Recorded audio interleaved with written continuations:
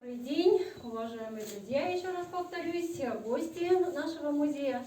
Мы рады, что вы откликнулись на приглашение и решили посетить наш уютный литературный зал.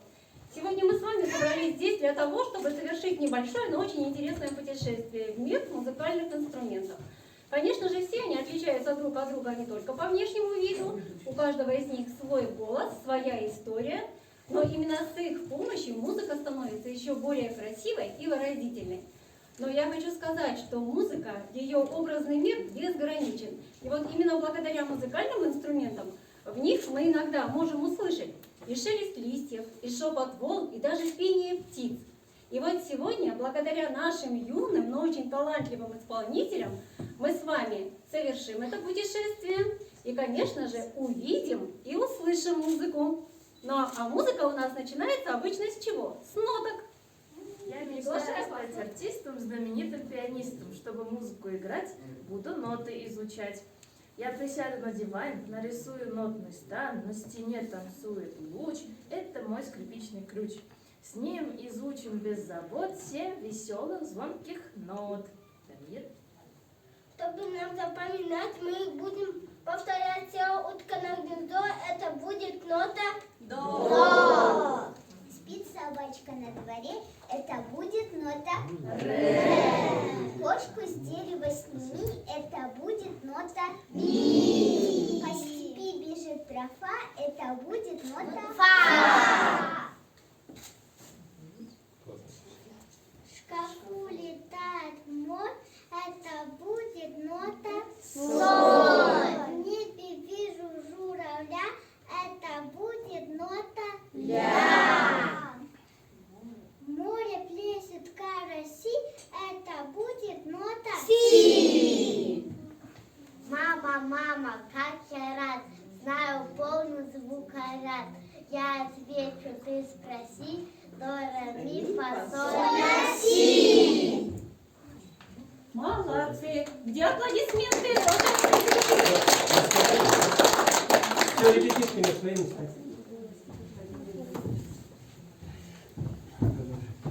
У всех народов, живущих на нашей планете, конечно же, есть свои музыкальные инструменты и своя народная музыка, в которой отражена и любовь к родной природе, и восхищение красотой материнства, и поклонение труженикам и защитникам родной земли. И, конечно же, музыка, она всегда помогала человеку на чужбине. Она утешала его в минуты горя и отчаяния, давала силы в минуты трудностей и испытаний, вселяя в его сердце надежду, веру и любовь. И вот можно сказать, таким национальным инструментом у русских по праву можно считать балалайку. Но я хочу сказать, что вот это вот название балалайка, или как раньше ее называли, балабайка, давно привлекало внимание исследователей родством с такими русскими словами, как балакать, балабонить, балагурить, что означает болтать и пустозвонить. Все вот эти вот понятия, дополняя друг друга, они передают именно суть балалайки. Инструмента очень легкого, бренчливого, забавного, но иногда балалайка бывает и очень серьезной. Она исконно русский народный инструмент. Пели под нее, писали, и грустили, и вздыхали. Праздники под ахи-охи потешались.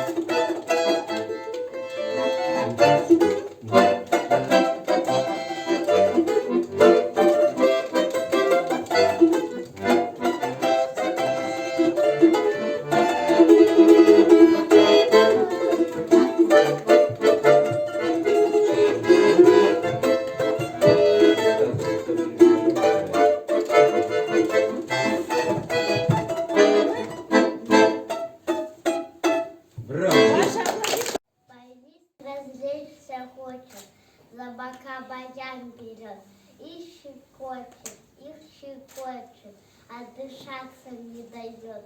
Кнопки пальцами считает и раздвигает плавно мех.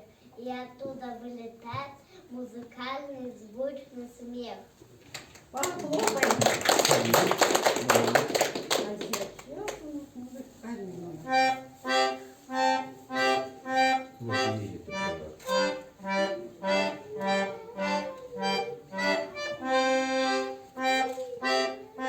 Можно подпевать.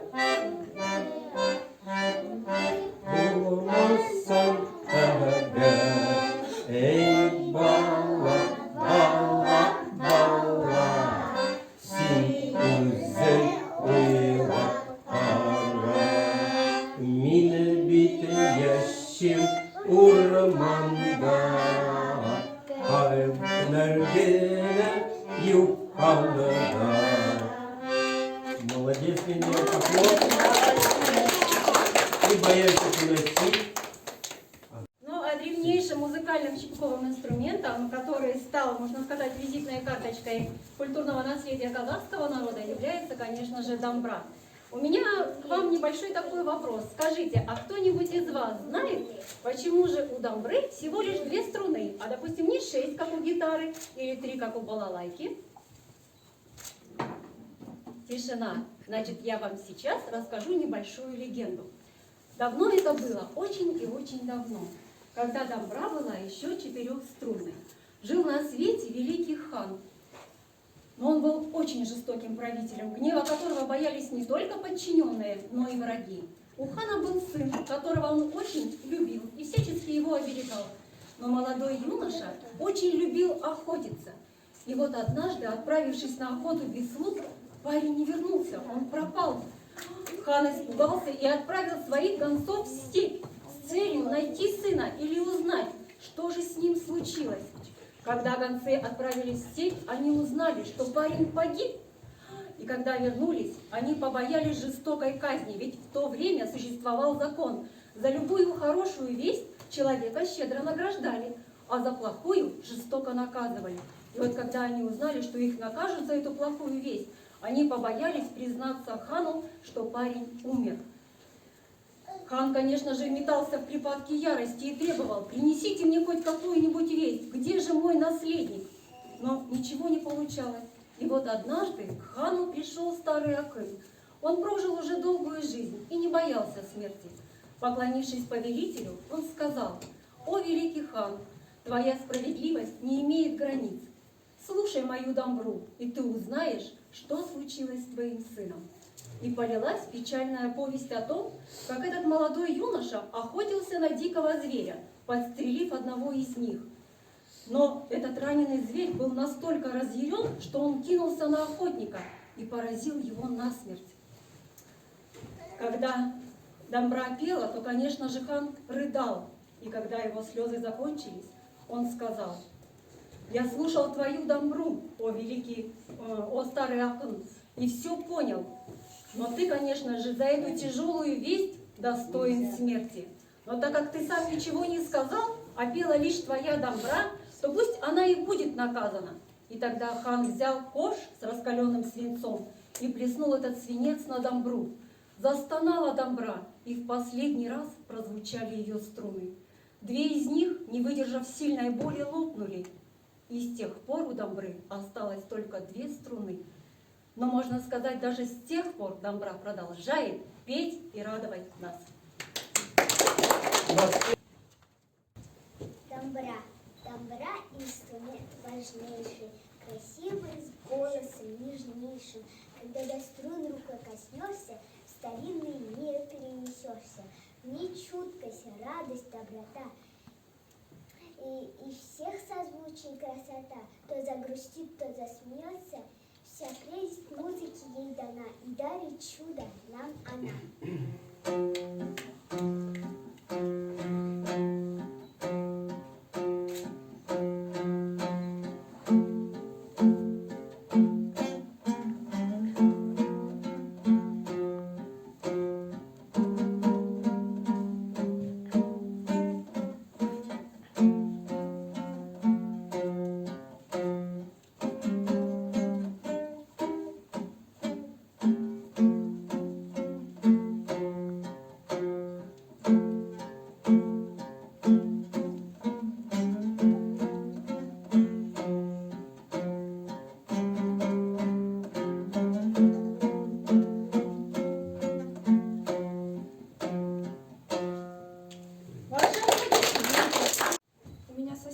скач. Да какой еще, хоть плачь. Он недавно въехал к нам. Он мальчик Толя, учится в какой-то там музыкальной школе. Я звал его играть в футбол, а он, конечно, не пошел. Я занят, к сожалению, готовлюсь к поступлению. Чего ждать от скрипача? Боится он, небось, мяча. Умел бы он играть на своей скрипучке. Играл бы, что ли, всякие хорошенькие штучки. А то он пилит целый день, одну и ту же дребедень. Идешь еще по лестнице, и слышится вдали. Телепили, телепили, телепили-пили. А что пилит наш сосед, спрашиваю маму. А он не пилит, был ответ, а играет гамму. И стала мама объяснять, что нужно упражняться, что я мог, чем мячи гонять, мог тоже позаняться. Что без учения ни почем не станешь даже скрипачом. В общем, из-за этих гамм за уроки сел я сам. Да я ему за эти гаммы когда-нибудь еще задам. А на днях билет не дали, на концерт в колонном зале. Был замечательный концерт. Я не скучал нисколько. И вдруг, почти в конце, выходит этот Толька.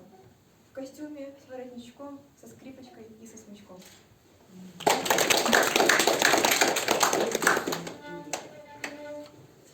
Казахская народная песня «Епурай».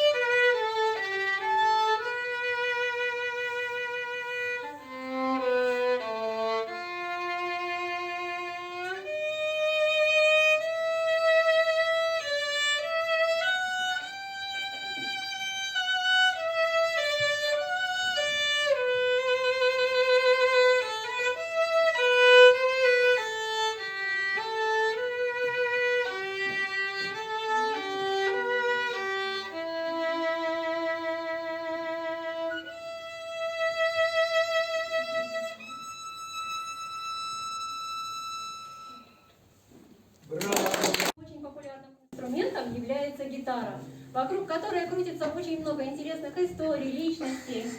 Но, знаете, легенд о гитаре тоже очень и очень много. И вот сегодня я хочу вам рассказать тоже еще одну легенду. Она красивая, но немножко печальная. Это легенда именно о гитаре. Говорят, что когда-то, очень и очень давно, на юге Испании жил плотник.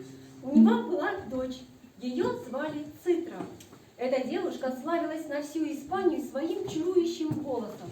Когда она пела, благоговейно замолкали птицы, люди останавливались, чтобы ее послушать. Своими волшебными песнями она могла вылечить любую болезнь, и люди со всей земли обращались к ней за помощью. И вот однажды в дверь деревянного домика, где жила Цитра со своим отцом, кто-то слабо постучал. На пороге стояла старушка, вся бледная, дрожащего от холодного дождя. Где-то далеко в деревне умирала ее дочь от неизлечимого недуга, и она пришла к Цитре за помощью. Цитра, конечно же, отправилась вместе со старушкой через перевал в далекую горную деревню, чтобы своим волшебным пением вылечить девочку. Но на обратном пути жестокая лавина погребла под собою Цитру. Каким-то чудом ее полуживую нашли охотники. Отец смог выходить дочь. Но с тех пор Цитра уже больше не могла петь. Но так как отец ее был плотником, он сделал для своей дочери чудесный и единственный в своем роде инструмент, струны которого звучали так же волшебно, как и голос девушки. Этот инструмент стали называть ее именем Цитра. Можно сказать, что в Египте похожий инструмент называется цитара, а в Древней Греции этот похожий инструмент называется кефара. И вот от этого греческого названия кефара и произошло современное название инструмента – гитара. И мы сейчас ее услышим. Гитары, звуки у костра, в них столько света и добра, как самый сокровенный друг, ее напевный, нежный звук. Он с нашей говорит душой и возвращает ей покой. И песни льются, как нектар, как долгожданный, лучший дар, и отступает суета, и в сердце просится мечта, и хочется весь мир любить, и за любовь благодарить. Аплодисменты! Казахская народная песня «Кусалка».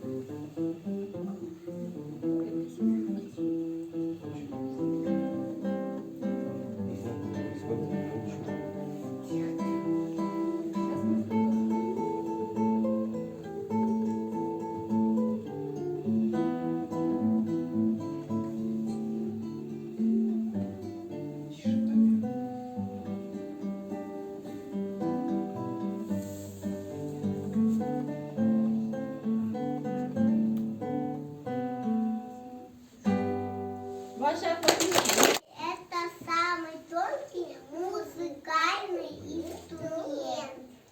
От природы. От природы у кого-то офашены золотой, но тяжелая работа ведать этой красотой. Он и хрупкий, словно волос, он и сильный, как тайфун. Сам себе имеет голос миллион незримых струн. В нем так много разных клавиш, мало точков и колокол, что себе и не представишь лишь до скончания веков. Эх,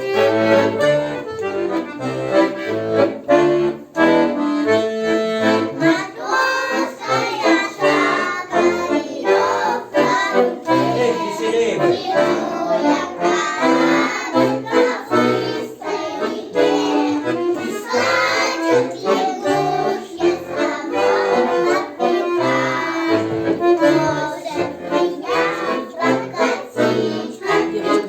Лягушечки прыгают.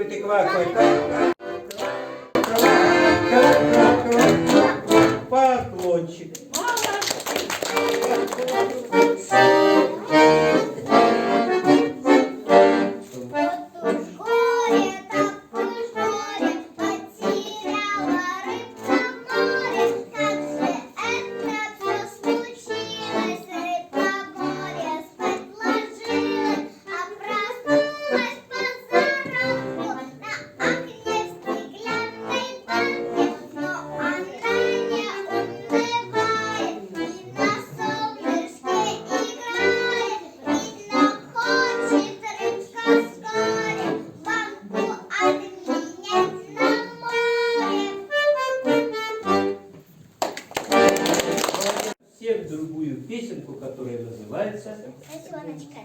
«Сосеночка, малышка». Тоже написал слова Евгений Титаев. А бики могут подпевать.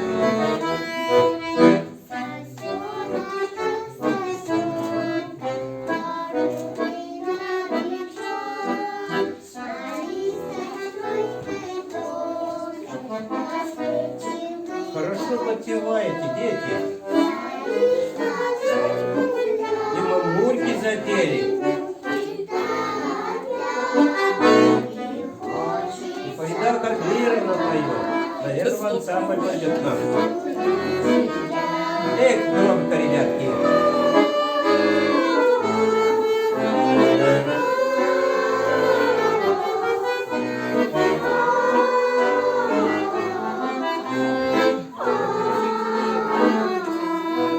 Гульфира Даниярова.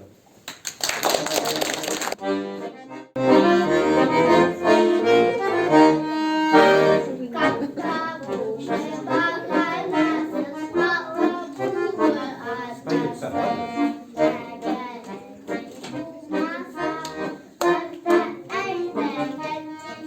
Громко все. Давай наверх.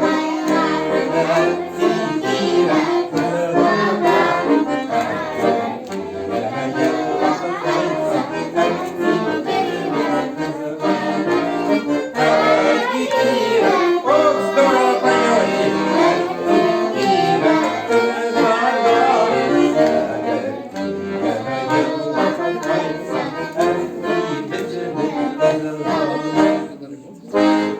Когда вы скучаете, в этой песне сказано, что надо делать. Бывает такое, что мы иногда грустим, скучаем и даже переживаем, да?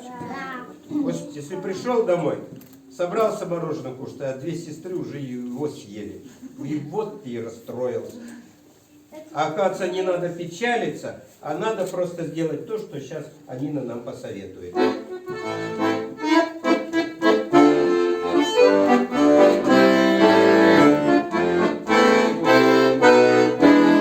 Когда не хмурится ручеек весенний, у него проворно песенка И опять Евгений Титаев. Если вдруг ухудшилось наше настроение, надо спеть веселую песню ручейка.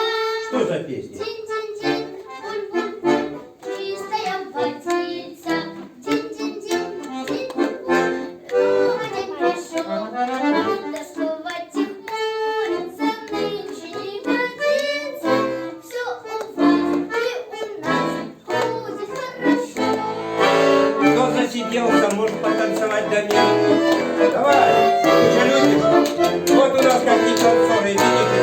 Еще можно.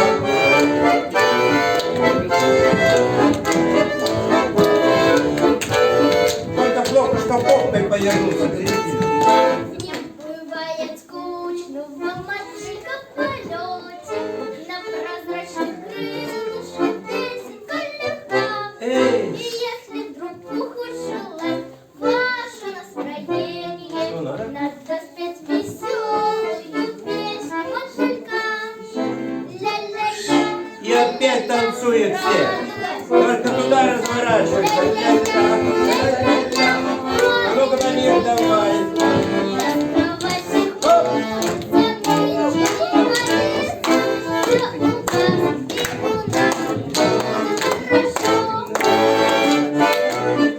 Чё ты успокоился рано, Дамир?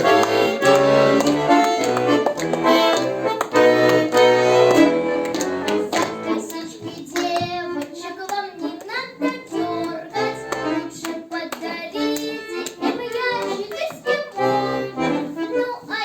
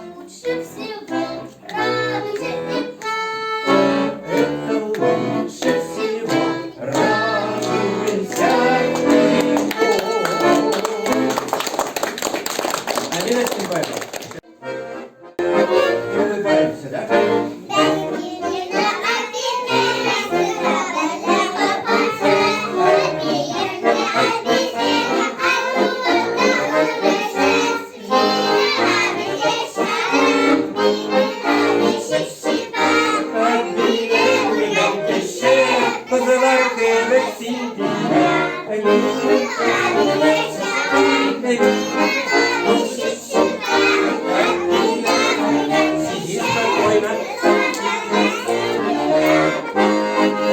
И опять Евгений Китаев переводит нам.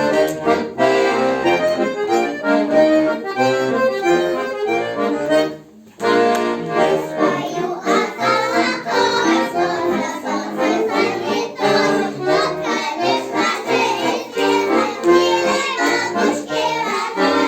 Говорит народ всегда, птицы голые луна, это осень и старушка, молодится от луга. Говорит народ всегда, птицы голые луна, это вовсе не старушка, молодится от луга.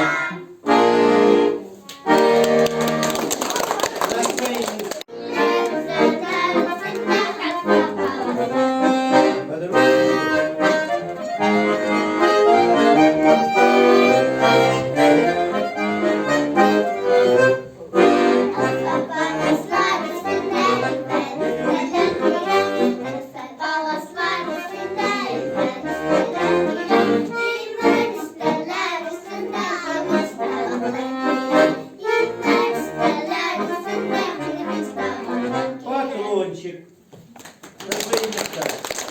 Свет волшебный, это голос сокровенный, это счастье и покой, это разговор с душой, это сердце излияние, добрых сил в него вливания, это крылья красоты, голос веры и мечты.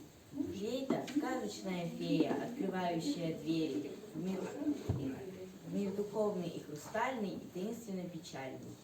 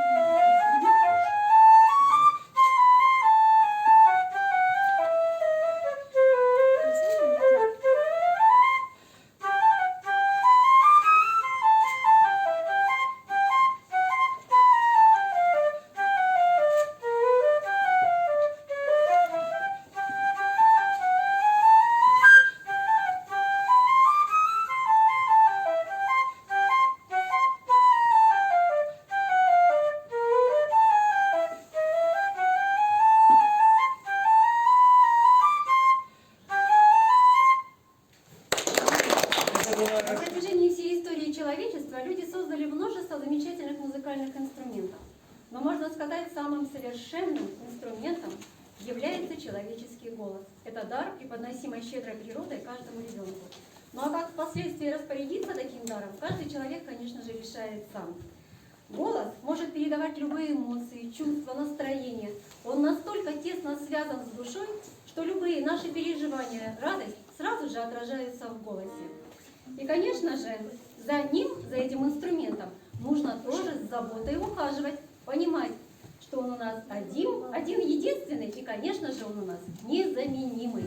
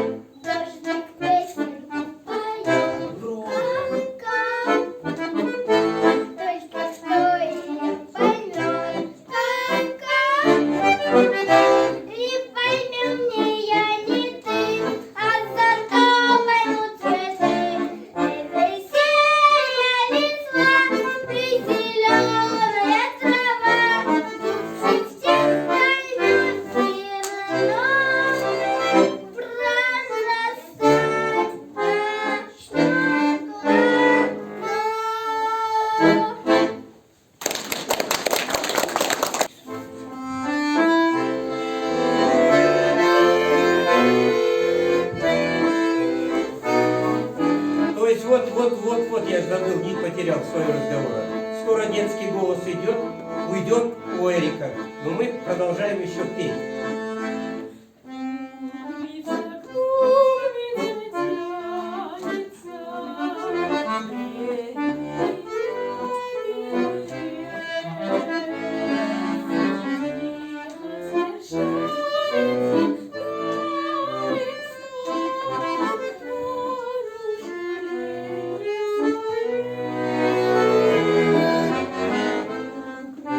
Слова.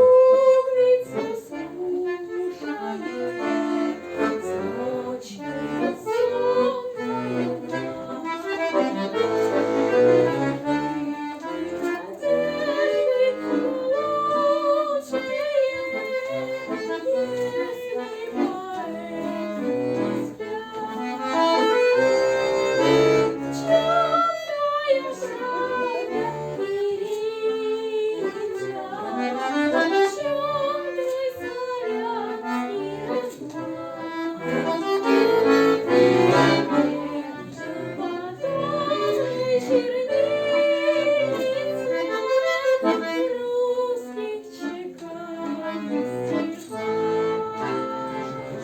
слова.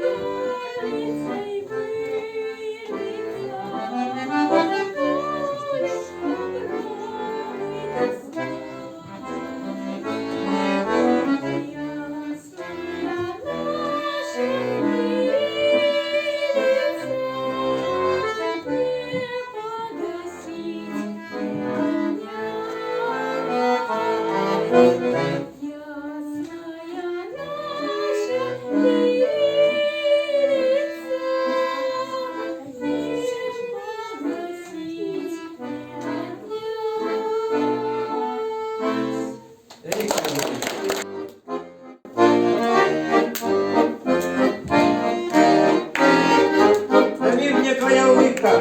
Куда делась?